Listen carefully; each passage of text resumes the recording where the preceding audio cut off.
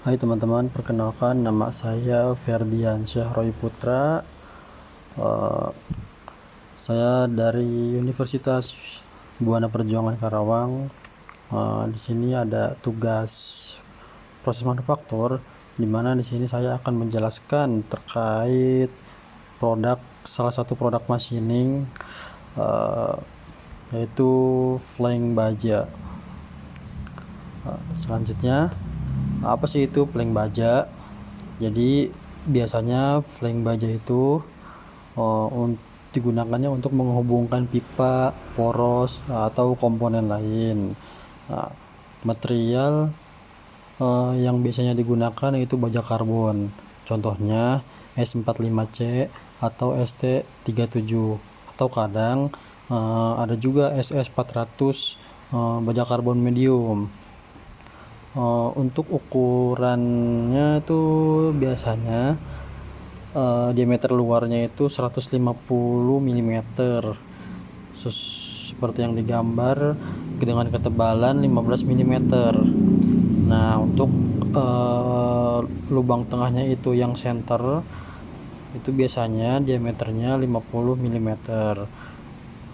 Dia mempunyai 4 lubang baut dengan diameter 10 mm. Kemudian barulah lanjut ke proses cutting material.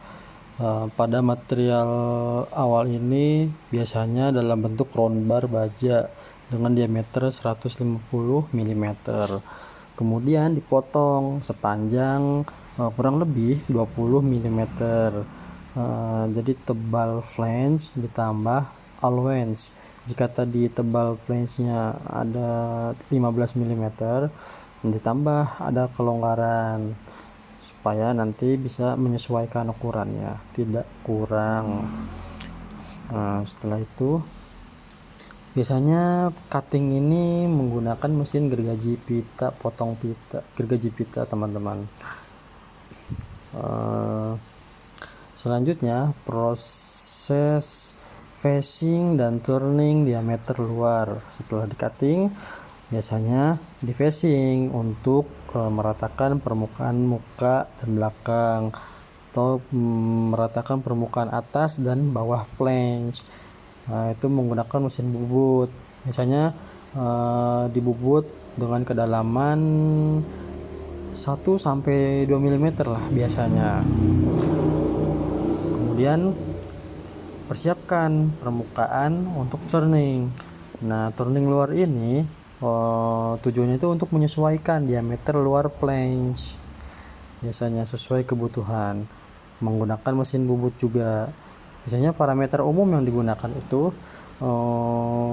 V-nya itu 90 M per min, F-nya itu 0,2 mm per ref misalnya. Setelah di turning, diukur pakai kaliper atau mikrometer untuk dicek apakah sudah sesuai kebutuhan atau belum. Setelah itu dilakukanlah drilling dan boring lubang tengah. Awalnya itu dibor kecil center, lalu dibesarkan dengan boring. Diameter disesuaikan kebutuhan, misalnya di sini 50 mm.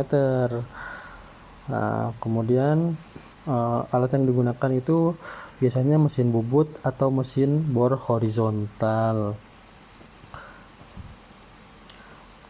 Biasanya untuk drilling atau boring lubang tengah ini disesuaikan dengan poros pasangannya ya. Tadi kalau misalnya mau untuk pipa ya disesuaikan dengan pipa yang nanti akan digunakan. Jika untuk poros ya disesuaikan dengan ukuran porosnya. Selanjutnya proses drilling lubang baut. Seperti yang sudah sebelum dijelaskan, biasanya tuh berjumlah 4 atau 6 lubang di sekeliling flank. Di sekeliling flank berarti di luar center. Nah, Diameternya itu biasanya sesuai dengan ukuran baut yang universal, biasanya berdiameter 10 mm.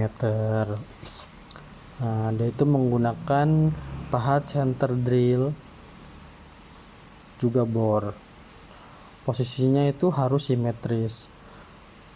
Karena kenapa harus simetris? Supaya nanti ketika perakitan tuh jadi mudah.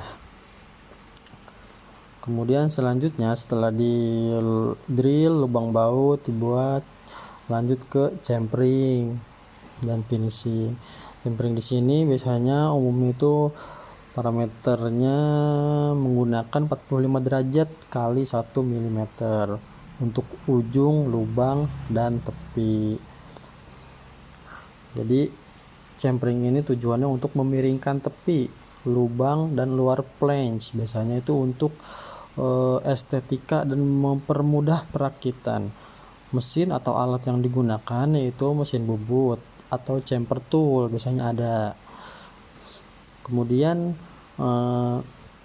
finishing itu untuk menambah estetika dan keamanan, biasanya untuk menghilangkan bari-bari itu sisa-sisa dari proses-proses sebelumnya yang biasanya masih tajam, dihamplas atau dikikir untuk dihaluskan tepi-tepinya, deburring namanya,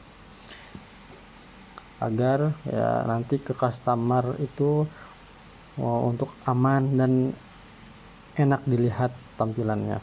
Biasanya itu ada yang pakai manual, ya amplas kikir, ya, tapi ada juga yang menggunakan mesin.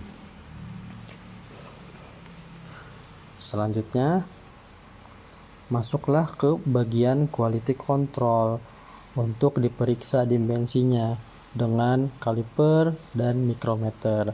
Apakah ukurannya sudah sesuai dengan kebutuhan, dengan konsumen atau belum. Kemudian biasanya di bagian quality control ini mempunyai toleransi umum kurang lebih 0,1 mm. Kemudian biasanya quality control ini mempunyai beberapa checklist. Jadi melihat apakah lubang sudah sesuai, lubang baut sudah sesuai, atau lubang senternya sudah sesuai, atau chamferingnya ukuran sekian gitu. Mereka punya checklist sendiri. Jadi jika ada defect atau masih ada bari, itu bisa difilter lagi di bagian quality control untuk meminimalisir terjadinya klaim customer, sehingga produk aman bagi customer. Nah, biasanya mereka ngecek lubang bautnya apakah simetris apa enggak gitu. Ya, ini seperti ini produk akhirnya teman-teman. Ini salah satu contohnya. Tapi yang di sini lubangnya ini banyak sekali. Ada sekitar 12 lubang baut. Biasanya dipakainya untuk pipa, teman-teman. Pipa air. Biasanya di dalam skala industri sering digunakan kalau ini. Biasanya juga kalau untuk skala industri itu toleransi umum yang tadi kurang lebih 0,1 mm itu bisa lebih diperketat untuk industri otomotif biasanya gitu teman-teman. Ya, jadi sekian review atau representasi dari saya, kurang atau lebihnya mohon maaf. Terima kasih atas perhatiannya.